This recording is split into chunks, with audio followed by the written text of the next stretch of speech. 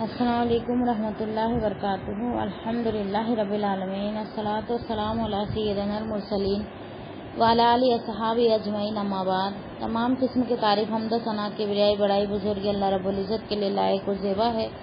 درود و سلام انبیاء کرام پر، خصوصاً نبی مکرم رحمۃ للعالمین امام الانبیاء محمد صلی اللہ علیہ وسلم پر۔ رب اشرح لی صدری ویسر لی امری واحلل عقدۃ من لسانی یفقہوا قولی۔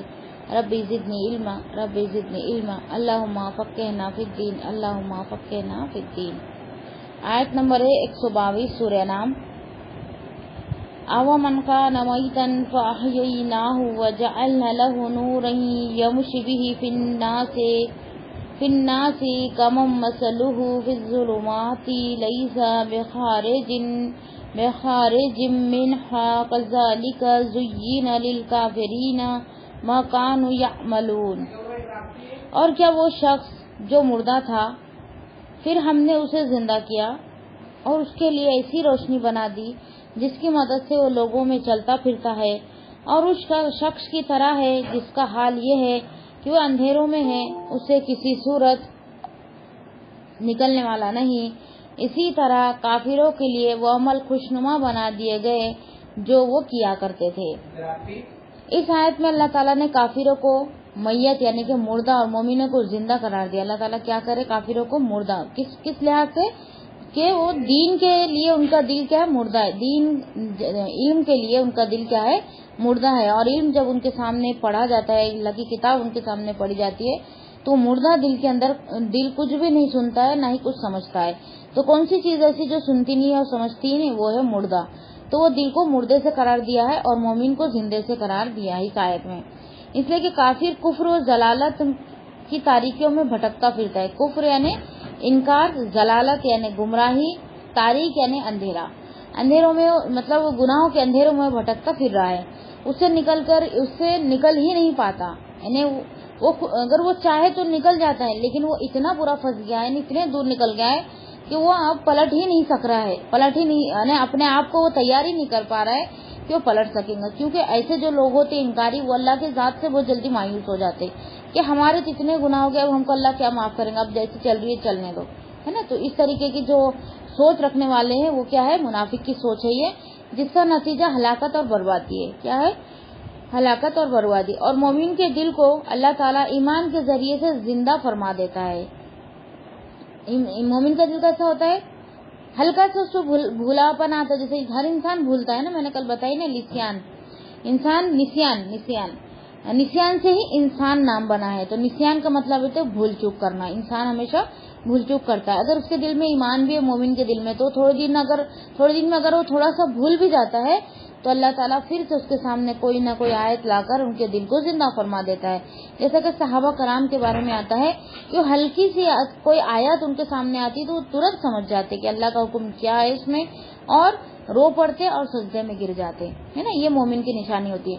اور کافر کی اس کے الٹ کیا ہوتی ہے؟ کتنا بھی اس کے سامنے قرآن سنا دو، سمجھا دو، اس کے رویے میں، اس کے عمل میں، اس کی زندگی میں کچھ بھی فرق نہیں آتا، جیسا تھا ویسا ہی رہتا۔ بس ایک فارمولا وہ فالو کرتا کہ بس جانا ہے، تعلیم میں بیٹھنا ہے یا سننا ہے، ایڈ ہونا ہے، سننا ہے، پھر وہ اپنی زندگی جیسی ویسی چلانا ہے۔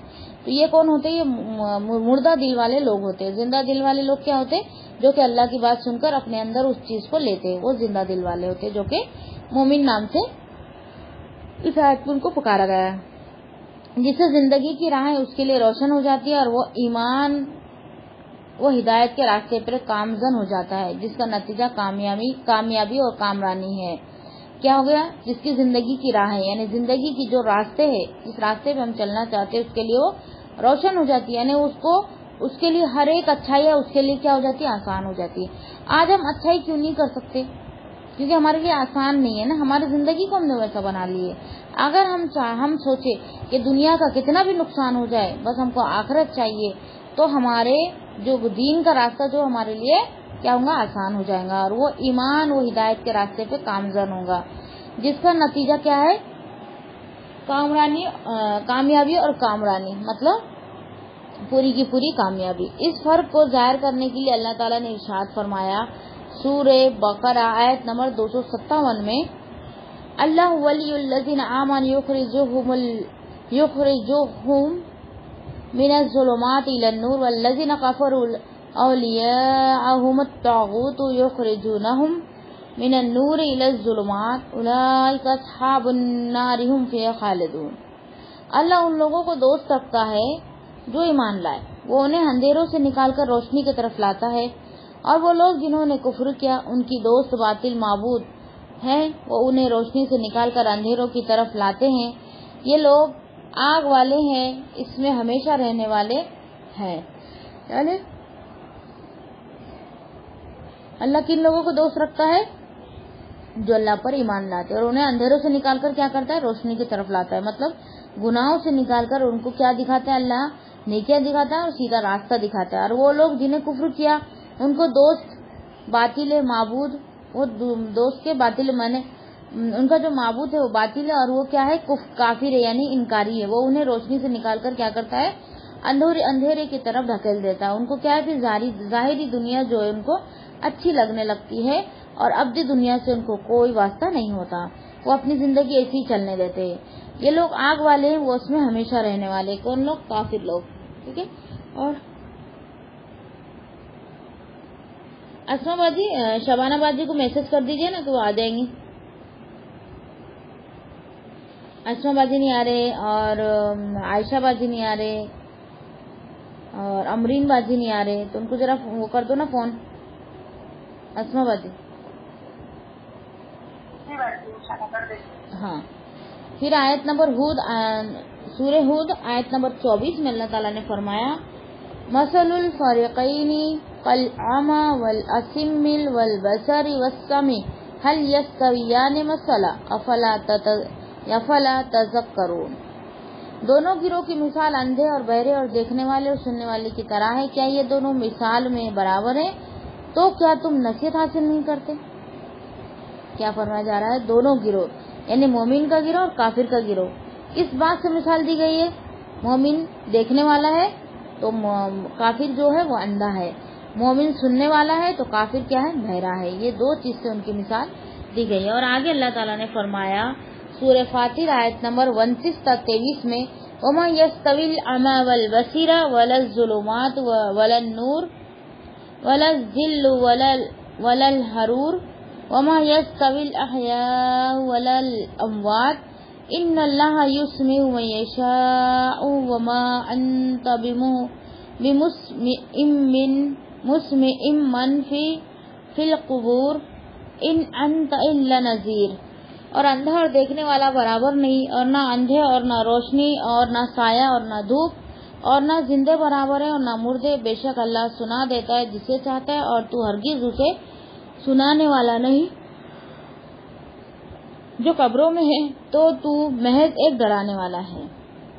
یہاں کیا فرمایا جا رہا ہے؟ اندھا اور دیکھنے والا برابر نہیں ہے، مطلب کافر اور مومن دونوں برابر نہیں ہو سکتے، مطلب ان کا دونوں کا اجر برابر نہیں ہو سکتا، ان دونوں کا درجہ برابر نہیں ہو سکتا، اور نہ اندھے اور نہ روشنی، یعنی اندھیرا اور روشنی بھی برابر نہیں ہو سکتے، اور نہ سایہ اور نہ دھوپ اور سایہ بھی ایک جیسے نہیں ہو سکتے، اور زندہ برابر ہے اور نہ مردہ اور زندہ یہ بھی دونوں برابر نہیں، یعنی 3-4 چیزوں کی اس میں مثال دی گئی، اندھا بہرا، اندھیرا روشنی، سایہ دھوپ اور زندگی اور مردے، ان 4 چیزوں کی اس میں مثال دی گئی ہے۔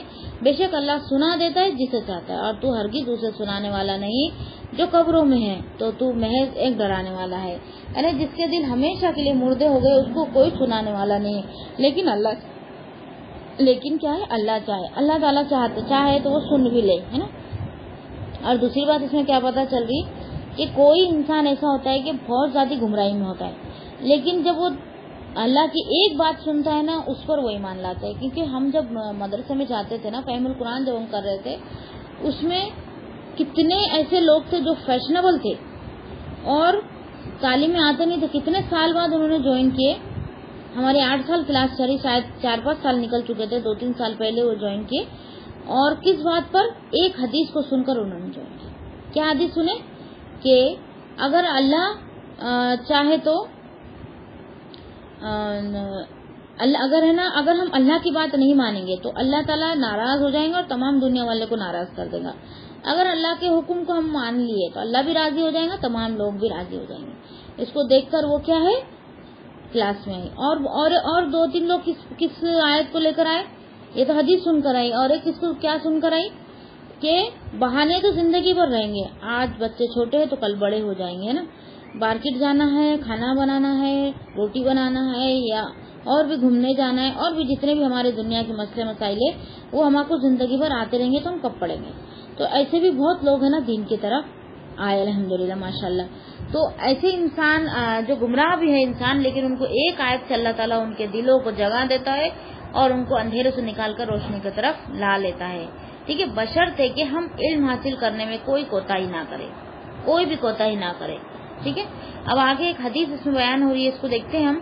سیدنا عبداللہ بن عمر رضی اللہ تعالیٰ عنہ بیان کرتے ہیں کہ رسول اللہ صلی اللہ علیہ وسلم نے فرمایا, بے شک اللہ تعالیٰ نے اپنی مخلوق کو اندھیروں میں پیدا فرمایا, پھر ان پر اس دن اپنے نور کو ڈالا, تو جس پر اس دن نور الہی کا اثر پہنچا وہ ہدایت یاب ہو گیا, اور جو اس سے محروم رہا وہ گمراہ ہو گیا.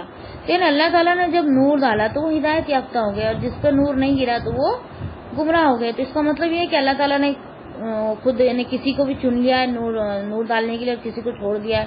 ایسا نہیں ہے کہ جو بندے ہیں نا ان کے دلوں کی طرف اللہ تعالیٰ نے دیکھا, ان کے دل کس طرف مائل ہے, اللہ کی طرف کہ دنیا کی طرف. جس طرف ان کے دل زیادہ مائل تھے اللہ تعالیٰ نے ان کو اسی کی طرف دھکیل دیا.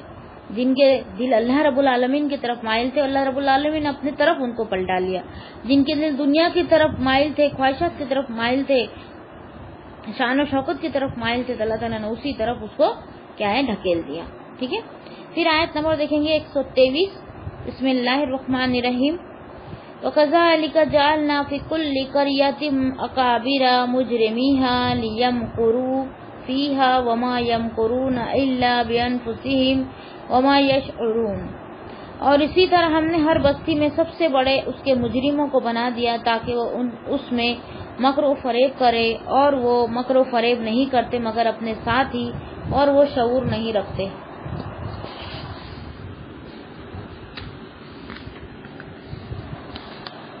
اللہ تعالیٰ نے فرمایا ہے کہ اے محمد صلی اللہ علیہ وسلم, جس طرح ہم نے آپ کی اس بستی میں یہ بڑے بڑے مجرم پیدا کیے ہیں جو کفر کے سر گناہ اور اس کی طرف دعوت دینے والے, اللہ کے راستے میں رکاوٹ بننے والے, اور آپ کی مخالف اور عداوت کرنے والے, اسی طرح آپ سے پہلے رسولوں کو بھی اسی طرح کے مجرموں کے مخالفتوں اور دشمنیوں کا سامنا کرنا پڑا تھا. لیکن انجام کار عافیت اور فتح اور نصرت انبیاء ہی کو حاصل ہوتی تھی. یعنی اللہ تعالیٰ نے نبی صلی اللہ علیہ وسلم سے کیا فرمایا, آپ کی بستی میں بڑے بڑے مجرم پیدا کیے ہیں. بڑے بڑے مجرم کس کی بستی میں تھے؟ نبی صلی اللہ علیہ وسلم جو بستی میں رہتے تھے. کون سی بستی میں؟ مکہ کی بستی میں, ہے نا, جو کفر اور گناہ اور اس کی طرف دعوت دینے والے ہیں, گناہ کی طرف اور کفر کی طرف دعوت دینے والے ہیں, اور اللہ کے راستے سے روکنے والے ہیں, اور آپ کی مخالفت میں یعنی نبی صلی اللہ علیہ وسلم کے خلاف جائیں گے اور ان سے دشمنی بھی کریں گے. ٹھیک ہے, دشمنی بھی کریں گے. اور اسی طرح آپ سے پہلے رسولوں کو بھی اسی طرح مجرموں نے کیا ہے ستایا, مخالفت کی, دشمنی کی. کیا کرنا پڑا ان کو؟ سامنا کرنا پڑا. کن کو؟ جو آپ سے پہلے جو دنیا میں نبی اللہ تعالیٰ نے بھیجے. لیکن انجام کار عافیت اور فتح اور نصرت انبیاء ہی کو حاصل ہوتی ہے. آخری میں فتح اور جیت کس کی ہوتی تھی؟ انبیاء کے یعنی نبیوں کی ہی ہوتی تھی. کیونکہ زیادہ شرکت ہونے کی وجہ سے ان لوگ کیا کرتے تھے؟ دعا کر دیتے تھے نا, اللہ سے دعائیں مانگتے تھے. تو کیا ہوتا تھا؟ اللہ تعالیٰ اپنے مومن بندوں کو بچا لیتا تھا, اور نبیوں کو بچا لیتا تھا, اور باقی سب لوگوں کو عذاب بھیج دیتا تھا. ٹھیک ہے, یہ ہے کہ ان مجرمین نے اپنے ماننے والے کو چکنی چپڑی باتوں کے ذریعے گمراہی کی دعوت دی, اور انبیاء اور رسول کو آزمائش میں مبتلا کیا. مکر یہ ہے کہ مکر یعنی کیا ہوتا ہے؟ فریب. مکر فریب, اور مکر کو بولتے ہیں تدبیر کرنا, ہے نا. جیسا کہ کسی کی تدبیر کرنا, کسی کو اچھی تدبیر بھی کر سکتے, بری بھی کر سکتے. جیسا کسی کی موت, کسی کو مارنے کی تدبیر کرنا, کسی کو بدنام کرنے کی تدبیر کرنا, تو یہ بھی ہو سکتا ہے. کسی کے لیے اچھا کرنے کی بھی تدبیر ہو سکتی ہے نا, کسی کا رشتہ جوڑنے کی یا اور کوئی چیز کی. یہ بری تدبیر کی طرف اشارہ ہے. کہ کیا فرمایا جا رہا ہے یہاں پہ کہ مکر یہ ہے کہ ان مجرمین نے اپنے ماننے والوں کو چکنی چپڑی باتوں کے ذریعے گمراہی کی دعوت دی، چکنی چپڑی باتیں کی، اپنے طرف پلٹایا اور کیا کیا، دین کی اس کی دعوت دی، کس کی، گمراہی کی دعوت دی، اور انبیاء اور رسول کو آزمائش میں مبتلا کیا، تو اس کی وجہ سے کیا ہوئے، رسول اور انبیاء آزمائش میں مبتلا ہو گئے۔ اور اللہ تعالیٰ نے ارشاد فرمایا سورہ فرقان آیت نمبر 31 میں، كَذَلِكَ جَعَلْنَا لِكُلِّ نَبِيٍّ عَدُوًّا مِّنَ الْمُجْرِمِينَ، اور اسی طرح ہم نے ہر نبی کے لیے مجرموں میں سے کوئی نہ کوئی دشمن بنایا۔ اور فرمایا سورہ سبا آیت نمبر 34 تا 36 میں، وَمَا أَرْسَلْنَا فِي قَرْيَةٍ مِّن نَّذِيرٍ إِلَّا قَالَ مُتْرَفُوهَا إِنَّا بِمَا أُرْسِلْتُم بِهِ كَافِرُونَ وَقَالُوا نَحْنُ أَكْثَرُ أَمْوَالًا وَأَوْلَادًا وَمَا نَحْنُ بِمُعَذَّبِينَ قُلْ إِنَّ رَبِّي يَبْسُطُ الرِّزْقَ لِمَن يَشَاءُ وَيَقْدِرُ وَلَكِنَّ الْأَكْثَرَ النَّاسِ لَا يَعْلَمُونَ۔ اور ہم نے کسی بستی میں کوئی ڈرانے والا نہیں بھیجا مگر اس کے خوشحال لوگوں نے کہا، بے شک ہم اس چیز کے جو دے کر تم بھیجے گئے ہو منکر ہے، اور انہوں نے کہا ہم اموال و اولاد میں زیادہ ہیں اور ہم ہرگز عذاب دیے جانے والے نہیں ہیں۔ کہہ دے بے شک میرا رب رزق فراخ کرتا ہے جس کے لیے چاہتا ہے اور تنگ کر دیتا ہے، اور لیکن اکثر لوگ نہیں جانتے۔ یعنی اللہ تعالیٰ جس کو چاہتا ہے اس کا رزق کیا کرتا ہے، فراخ دیتا ہے، اور کسی کا رزق تنگ کر دیتا ہے، جیسا کہ کسی کو اتنا زیادہ دے دیتا ہے، اتنا زیادہ دے دیتا ہے اسے سنبھلتا ہے، اور کسی کو کیا کرتا ہے، میڈیم رکھتا ہے، اور کسی کو اتنا دیتا ہے کہ بیچارہ مشکل سے پورا کرتا ہے۔ تو یہ سب کیا اللہ کی طرف سے آزمائش ہے، اور اس میں حکمت بھی ہے کہ اللہ تعالیٰ کو پتا ہے کس کو کتنا دینا چاہیے، ہے نا۔ لیکن جب ہم کو اللہ تعالیٰ فراغ دیتا ہے نا، اس میں ہمارا بہت نقصان ہو جاتا، ہم کو ایسا لگتا ہے کہ ہمارا بہت فائدہ ہوا، ہم بہت نیک، اس لیے اللہ تعالیٰ نے ہم کو اتنا نوازا ہے۔ بات یہ نہیں ہوتی ہے، اللہ تعالیٰ دے کر بھی آزماتا ہے اور لے کر بھی آزماتا ہے، لیکن جب ان بندے کے پاس کچھ آ جاتا ہے، اللہ تعالیٰ کچھ اس کو دے دیتا ہے تو وہ کیا کرتا ہے، ناشکری کرنے لگ جاتا ہے، اور جب اللہ تعالیٰ اس سے چھین لیتا ہے تو شکر گزار بن جاتا ہے نا، صبر کرنے والا بن جاتا ہے۔ تو زیادہ فائدہ مند کیا ہے کہ اللہ تعالیٰ ہم کو جتنا لگے اتنا دے تو بہتر ہے، یا مشکل سے ہمارا پورا یہ بہتر ہے۔ اگر زیادہ مال اللہ تعالیٰ ہم کو دے دے تو ہم کیا ہو جائیں گے، ناشکرے بن جائیں گے۔ تو اللہ تعالیٰ سے جب دولت مانگے، دیکھو دولت نہیں مانگنا نہیں چاہیے، دولت مانگنا چاہیے، کیونکہ دولت کے بنا کوئی کام نہیں ہوتا۔ تو دولت ہم جب مانگے اللہ رب العالمین سے، تو اس کے ساتھ ساتھ اس کی عافیت، اس کی حفاظت اور گھمنڈ، تکبر، ہر ایک برائی سے ہم پناہ مانگے، اور اس کے بعد ہمارے لیے ہم مال مانگے، ٹھیک ہے۔ تو مال مانگنے کے لیے شرطیں، اگر ہم ایسی مال مانگ لیں گے تو کیا ہو جائیں گے، شیطان کی وجہ سے بڑھ جائیں گے، اور ہم کیا ہے، تکبر میں مبتلا ہو جائیں گے، گھمنڈ غرور میں مبتلا ہو جائیں گے۔ اس لیے اللہ تعالیٰ سے جب مانگے تو کیا مانگے، عافیت، عاجزی، انکساری، گھمنڈ غرور سے اللہ تعالیٰ پناہ دے۔ یہ سب دعاؤں کے ساتھ ہم اس کے ساتھ مال مانگے جو کہ ہم کو نفع دے، اور ایسا مال نہ دے جو کہ اللہ کی یاد سے ہم کو غافل کر دے، ہے نا۔ زیادہ مال ہونے کی وجہ سے میں اللہ کی یاد سے ہم غافل ہو جاتے، تو اس سے بھی ہم پناہ مانگے۔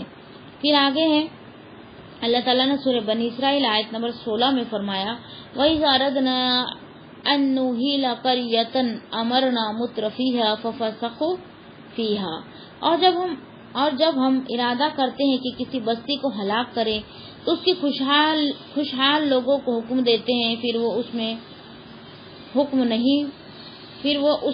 نہیں مانتے۔ یعنی اس میں کیا بتایا جا رہا ہے، اور جب ہم ارادہ کرتے ہیں کسی بستی کو ہلاک کریں تو اس کے خوشحال لوگوں کو حکم دیتے ہیں، پھر وہ اس میں حکم نہیں مانتے۔ یعنی ارادہ کرتے ہیں کسی کو ہلاک کرنے کا، ہے نا۔ جب اللہ تعالیٰ کوئی بستی کو ہلاک کرنے کا حکم دے دیتا ہے یا ارادہ کر لیتا ہے تو اس کے خوشحال جو لوگ ہوتے ہیں وہ کیا کرتے ہیں، مان کر نہیں دیتے، ہے نا۔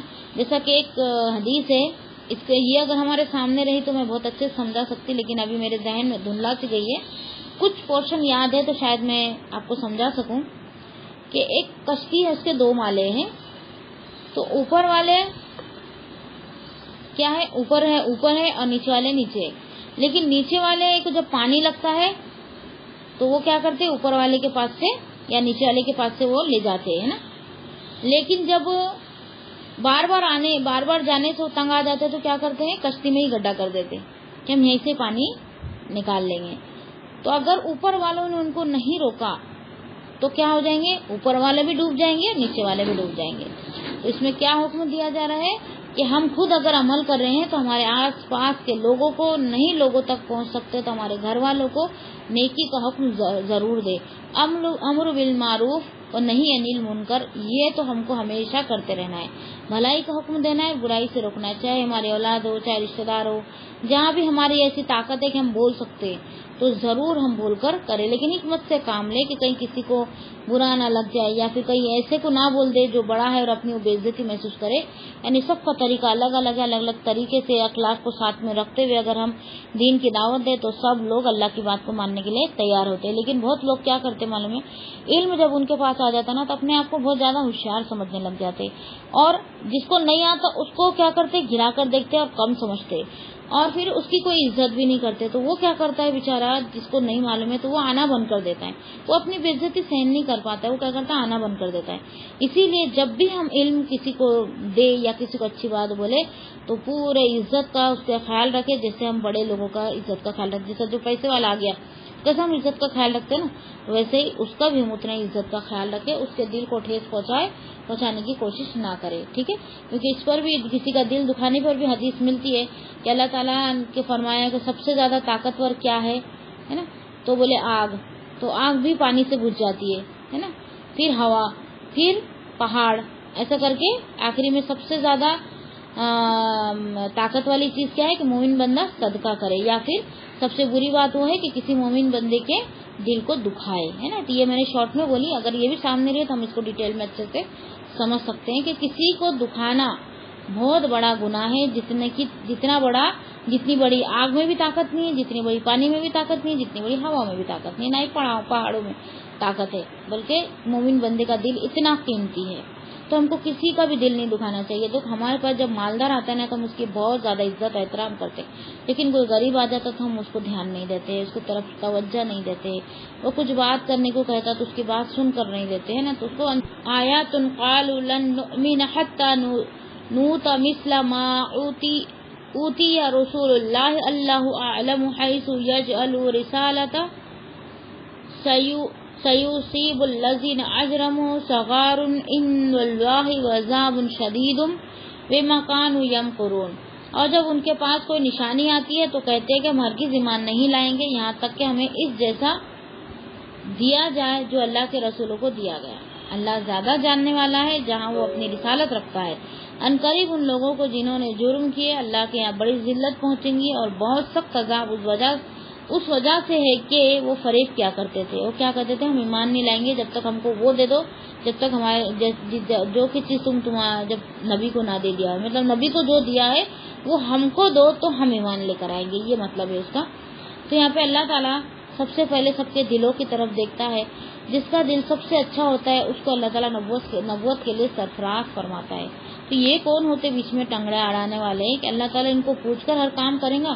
یہ ان کو پیدا کیا تو کیا اللہ تعالیٰ نے ان سے پوچھا تھا کہ آسمان زمین بنائے تو یہ لوگ موجود تھے؟ تو یہ سب دلیلیں کہاں ملتی ہیں ہم کو؟ قرآن مجید میں ملتی ہے۔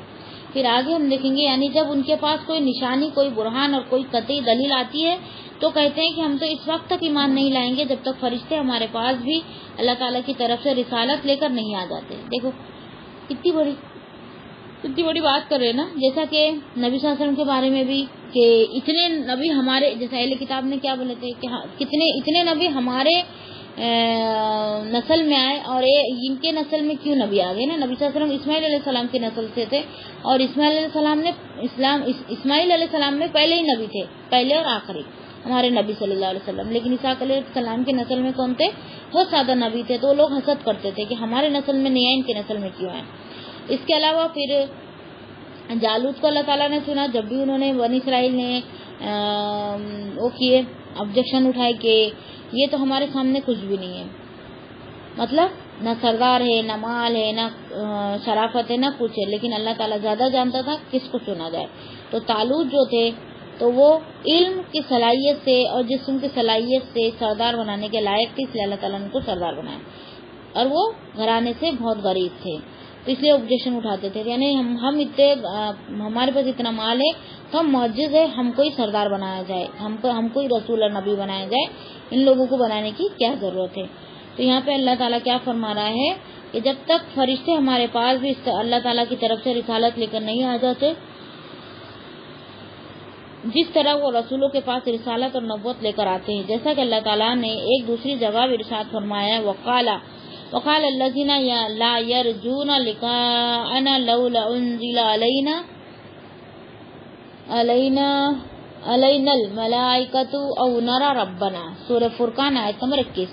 اور ان لوگوں نے کہا جو ہماری ملاقات کی امید نہیں رکھتے، ہم پر فرشتے کیوں نہیں اتارے گئے یا ہم اپنے رب کو دیکھتے۔ رب کو دیکھنے کی بھی انہوں نے خواہش کی اور پھر مر گئے۔ پھر اللہ تعالیٰ نے موسیٰ علیہ السلام نے خوب دعا کی تو پھر اللہ تعالیٰ نے ان کو جلا اٹھایا نا، پہاڑ پہ لے کر کوہ طور پہ لے کر گئے تھے موسیٰ علیہ السلام 70 صحابہ کو لے کر، وہاں پہ انہوں نے اللہ کو دیکھنے کا مطالبہ کر دیا تو اللہ تعالیٰ کے اتنے زور سے بجلی کڑکی کہ وہ آواز کے ذریعے سے سب مر گئے۔ پھر موسیٰ علیہ السلام نے بہت دعا کی کہ میں ان کو لایا ہوں، اگر یہ مر گئے، اگر میں ان کو لے کر واپس نہیں جاؤں گا تو میری قوم مجھے نہیں چھوڑیں گی۔ پھر اللہ تعالیٰ نے ان کی دعا قبول کی اور سب کو جلا اٹھایا، مطلب زندہ کر دیا۔ تو ایسے ایسے مطالبے کون کرتے تھے؟ بنی اسرائیل کیا کرتے تھے۔ اور آگے ہے یعنی نبوت اور رسالت محض وہی چیز ہے، اللہ تعالیٰ جسے چاہتا ہے نبوت کی امانت اس کے سپرد کر دیتا ہے، اور وہ زیادہ بہتر جانتا ہے کہ رسالت کسے عطا فرمائے اور مخلوق میں سے کون اس کے لیے زیادہ موضوع ہے، یعنی مخلوق میں سے سب سے اچھا کون ہے، علم کے لحاظ سے، اخلاق کے لحاظ سے، جسم کے لحاظ سے، ذہن کے لحاظ سے، ہر ایک چیز کا لحاظ دیکھا جاتا ہے، وہ بھی کون دیکھیں گے؟ اللہ رب العالمین دیکھیں گے، پھر ان کو چنا جاتا ہے۔ یہ اللہ تعالیٰ فرما رہا ہے کہ دیکھو نبوت جس کو دی گئی ہے تو وہ بڑے عہدے پہ چلے گئے، لیکن اتنی ہی بڑی ان پہ ذمہ داری، اتنی ہی بڑی ان کی آزمائش۔ ہم ابراہیم علیہ السلام کی آزمائشیں دیکھ چکے ہیں، کتنی بڑی بڑی آزمائشیں تھیں، اگر ہم ہوتے تو یہاں پہ ہمت ہار جاتے، لیکن وہ نہیں ہارے، بلکہ اللہ تعالیٰ کے ہر حکم کو سراخوں پر رکھا۔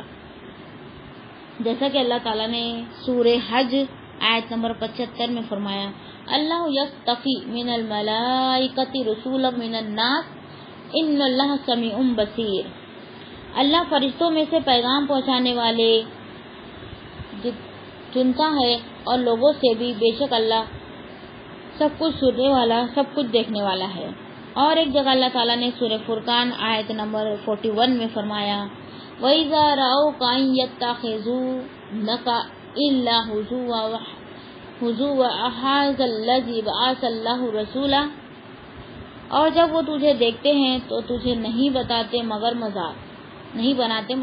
مذاق، کیا یہی ہے جسے اللہ نے رسول بنا کر بھیجا؟ یعنی جب بھی نبیوں کو دیکھتے تو ان کا مذاق بناتے اور کیا کہتے، یہی ہے جن کو اللہ تعالیٰ نے نبی بنا کر بھیجا، ان میں ایسا کیا دیکھ لیا کہ ان کو نبوت دے دی، ہم میں ایسا کیا نہیں تھا جو ہم کو نہیں ملی۔ اس طریقے سے باتیں کرتے بھی تھے اور ان کا مذاق بنایا کرتے تھے۔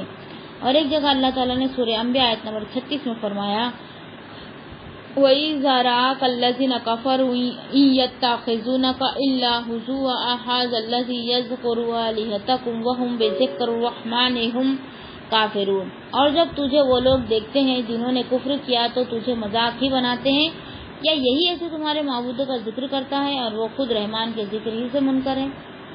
کیا کہتے تھے وہ؟ کیا یہی ہے جو معبودوں کی باتیں کرتا ہے اور اپنے معبودوں کو جھٹلاتا ہے؟ وہ خود تو نعوذ باللہ استغفر اللہ جھوٹا ہے۔ پھر سیدنا واصلہ بن اسقا رضی اللہ تعالیٰ عنہ بیان کرتے ہیں کہ رسول اللہ صلی اللہ علیہ وسلم نے فرمایا، بے شک اللہ تعالیٰ نے اولاد ابراہیم علیہ السلام میں اسماعیل علیہ السلام کو برگزیدہ کیا اور اولاد اسماعیل سے بنو کنانا کا انتخاب کیا اور بنو کنانا میں سے قریش کو چنا اور قریش میں سے بنو ہاشم کو ممتاز کیا اور بنو ہاشم میں سے مجھے منتخب کیا۔ کس کو؟ نبی صلی اللہ علیہ وسلم کو۔ دیکھو پھر سے ایک حدیث دیکھیں گے، نبی صلی اللہ علیہ وسلم فرما رہے ہیں، بے شک اللہ تعالیٰ نے اولاد ابراہیم میں اسماعیل علیہ السلام کو برگزیدہ کیا اور اولاد اسماعیل میں یعنی اسماعیل علیہ السلام کی تمام اولادوں میں سے بنو کنانا کا انتخاب کیا، بنو کنانا کو چنا اور بنو کنانا میں سے قریش کو چنا اور قریش میں سے بنی ہاشم کو ممتاز کیا، مطلب اوپر رکھا، اور بنو ہاشم میں سے کس کو منتخب کیا؟ اللہ نبی صلی اللہ علیہ وسلم کو۔ پھر ہے یہ سیدنا ابو ہریرہ رضی اللہ تعالیٰ عنہ بیان کرتے ہیں کہ رسول اللہ صلی اللہ علیہ وسلم نے فرمایا، میں آدم سے لے کر برابر آدمیوں کے بہتر کرنوں میں ہوتا آیا ہوں، یعنی شریف اور پاکیزہ نسلوں میں یعنی شریف اور پاکیزہ نسلوں میں، یہاں تک کہ وہ قرن آیا جس میں پیدا ہوا. قرن یعنی وہ وقت آیا جس میں میں پیدا ہوا. ٹھیک ہے. آدم علیہ السلام سے لے کر برابر آدمیوں کی بہتری کرنوں میں ہوتا آیا ہوں، یعنی شریف اور پاکیزہ نسلوں میں، یہاں تک کہ وہ کرن آیا جس میں میں پیدا ہوا. مطلب جو نبی صلی اللہ علیہ وسلم جس نسل سے پیدا ہوئے ہے نا، باپ دادا پردادا اس کے دادا ایسا رہتی ہے نا، چین رہتی ہے پوری، تو وہ سب کیا تھے؟ شریف تھے اور اچھے معزز یعنی عزت دار تھے. اور یہ بھی بتایا جاتا ہے کہ نبی صلی اللہ علیہ وسلم اس نسل میں پیدا ہوئے. خاندان نہیں بول رہی میں، نسل. یعنی دیکھو ایک خاندان ہے، جیسا کہ ہم موٹلانی ہے تو موٹلانی میں 3 بھائی ہیں، لیکن میری نسل الگ ہے، میرے دیور کی نسل الگ ہے، میرے جیٹھ کی نسل الگ ہے نا. تو ویسے ہی جو نسل بولی جاتی ہے، تو نسل میں آدم علیہ السلام سے لے کر نبی صلی اللہ علیہ وسلم پیدا ہوئے وہاں تک وہ نسل تھی. وہ نسل میں کبھی انہوں نے زنا نہیں کیے، کسی نے بھی.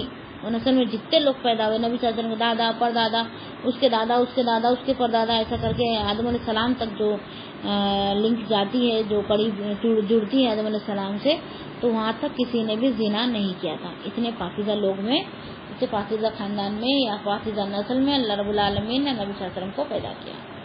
یہ اللہ تعالیٰ کی طرف سے بہت بڑی شرزنش اور بہت شدید وعید ہے ان لوگوں کے لیے جو تکبر کا اظہار کرتے ہوئے رسولوں کی اتباع نہ کرے اور ان کے لائے ہوئے دین و شریعت کے سامنے سر اطاعت نہ جھکائے، کہ روز قیامت انہیں اللہ کے سامنے دائیں ذلت اور رسوائی سے دوچار ہونا پڑے گا. دنیا میں انہوں نے تکبر کو اختیار کیا تھا، اس لیے سزا کے طور پر اللہ تعالیٰ نے آخرت میں انہیں ذلت اور رسوائی میں مبتلا کر دے گا. جیسا کہ اللہ تعالیٰ نے فرمایا ان الذین یستکبرون عن عبادتی سیدخلون جہنم داخرین. سورہ مومن آیت نمبر 60. بے شک وہ لوگ جو میری عبادت سے تکبر کرتے ہیں عنقریب ذلیل ہو کر جہنم میں کیا ہوں گے؟ جہنم میں داخل ہوں گے.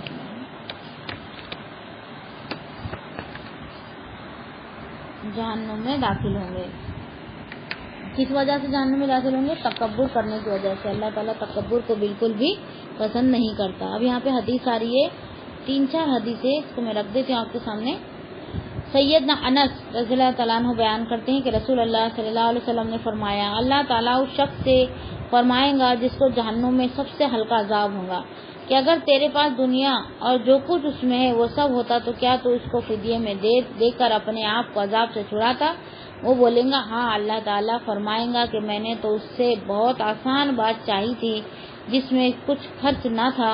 جب تو آدم کی پشت میں تھا کہ تو شرک نہ کرنا، میں تجھے جہنم سے بچا لوں گا، لیکن تو نے نہ مانا اور شرک کیا. یعنی کتنا شرک کرنے میں کوئی پیسہ نہیں لگ رہا ہے، پھر بھی شرک کو نہیں چھوڑ رہے. یہ حدیث ہے. اور ایک حدیث ہے سیدنا انس بن مالک رضی اللہ تعالیٰ عنہ بیان کرتے ہیں کہ رسول اللہ صلی اللہ علیہ وسلم نے فرمایا، قیامت کے دن اہل دوزخ میں سے ایک شخص کو لایا جائے گا جو دنیا میں سب سے زیادہ آسودہ اور خوشحال تھا. اسے دوزخ میں ایک بار غوطہ لگا دیا جائے گا. پھر اس سے پوچھا جائے گا کہ اے آدم کے بیٹے، کیا تو نے دنیا میں کبھی آرام دیکھا تھا؟ کیا تجھ پر کبھی چین کا کوئی لمحہ آیا تھا؟ وہ کہیں گا اللہ کی قسم اے میرے رب کبھی نہیں. یعنی ایک خوشحال جو پیدائش سے لے کے مرتے دم تک وہ خوشحالی کی زندگی گزارا، اس کے بعد فوت ہوا تو اللہ تعالیٰ نے جنت میں ایک غوطہ لگایا. غوطہ لگانا مطلب پل بھر کے لیے بھیجنا، ایک پل کے لیے نا، ایک سیکنڈ کے لیے بھیجنا. سیکنڈ سمجھتے ہیں نا، سیکنڈ کے لیے بھیجنا. سیکنڈ کے لیے بھیجا، پھر واپس لایا تو اس کے اندر اتنا چین و سکون تھا، جنت میں اتنا چین و سکون تھا، نہیں دوزخ میں بھیجا سوری، جو دنیا میں خوشحال تھا پیدا ہونے سے لے کے موت تک کے، پھر اللہ تعالیٰ نے ایک سیکنڈ کے لیے اس کو جہنم بھیجا. تو اتنی ہولناک اور اتنا اس میں بے چین اور ذرا سا بھی سکون نہیں تھا اور اتنی خطرناک تھی، ڈینجر تھی. تو اس میں سے نکلا ایک سیکنڈ کے بعد. اللہ تعالیٰ نے پوچھا تو نے کبھی خوشحالی دیکھی؟ تو وہ بولیں گا اے میرے رب میں نے کبھی خوشحالی نہیں دیکھی. تو اس کا مطلب یہ نہیں کہ جھوٹ بول رہا ہے، بلکہ اس کو اس ٹائم پہ ایسا محسوس ہوا کہ ایک دم اتنی اس کو تکلیف ہو گئی کہ اس کا سکھ بھول گیا. اور اس کی الٹ ایک اور حدیث اس کے آگے کی یہ ہے کہ جو دنیا میں پیدائش سے لے کے مرتے دم تک بیچارے نے تکلیف سے اور بعد میں پھر مرنے کے بعد اللہ تعالیٰ نے ایک سیکنڈ کے لیے جنت میں بھیج دیا، تو وہاں کی راحت اور سکون اور اطمینان دیکھ کر اتنا متاثر ہوا اور جب 1 سیکنڈ کے بعد باہر آیا تو اللہ تعالیٰ نے پوچھا تو نے کبھی پریشانی دیکھی ہے؟ تو بولیں گے نہیں دیکھی. تو یہ بھی جھوٹ نہیں بولا بول کے اس وقت کا لحاظ رکھتے ہوئے اس نے اس وقت کو محسوس کرتے ہوئے اس نے یہ جواب دیا. ٹھیک ہے. پھر آخری حدیث سے سیدنا ابو سعید خدری رضی اللہ تعالیٰ عنہ بیان کرتے ہیں کہ رسول اللہ صلی اللہ علیہ وسلم نے فرمایا قیامت کے دن ہر دھوکے باز کے لیے ایک جھنڈا بلند کیا جائے گا اور کہا جائے گا کہ یہ فلاں بن فلاں کا دھوکہ بازی کا نشان. جو دھوکہ کریں گا اس کے لیے جھنڈا گاڑ دیا جائے گا اور اس کو آواز دے کر بتایا جائے گا سب لوگوں کو کہ یہ دھوکہ دیتا تھا اور یہ اس کا دھوکہ دھڑی کا کیا ہے جھنڈا ہے. پھر سیدنا عبداللہ بن عمر رضی اللہ تعالیٰ عنہ بیان کرتے ہیں کہ رسول اللہ صلی اللہ علیہ وسلم نے فرمایا ذلت اور رسوائی اس شخص کا مقدر بنا دی گئی ہے جس نے میرے دین کی مخالفت کی. کیا ہے؟ رسول صلی اللہ علیہ وسلم نے فرمایا ذلت اور رسوائی اس شخص کے لیے اس کے شخص کے مقدر میں لکھ دی گئی ہے اس کے جو اللہ کے دین کی مخالفت کرے یعنی خلاف ورزی کرے. یعنی عمل سے بھی خلاف ہوتا ہے زبان سے بھی خلاف ہوتا ہے تو اس کے لیے اس کی تقدیر میں اللہ تعالیٰ نے ذلت اور رسوائی رکھ دی. وہ دنیا میں کتنا بھی پیسے والا اس سے کتنا بھی اس کی عزت ہو لیکن آخرت میں اس کی کوئی عزت باقی نہیں رہیں گی. وآخر دعوانا الحمدللہ رب العالمین سبحان ربک رب العزت عما یصفون السلام علی المرسلین ان الحمدللہ رب العالمین والعصر ان الانسان لفی خسر الا الذین آمنوا وعملوا الصالحات وتواصوا بالحق وتواصوا بالصبر. السلام علیکم ورحمۃ اللہ وبرکاتہ.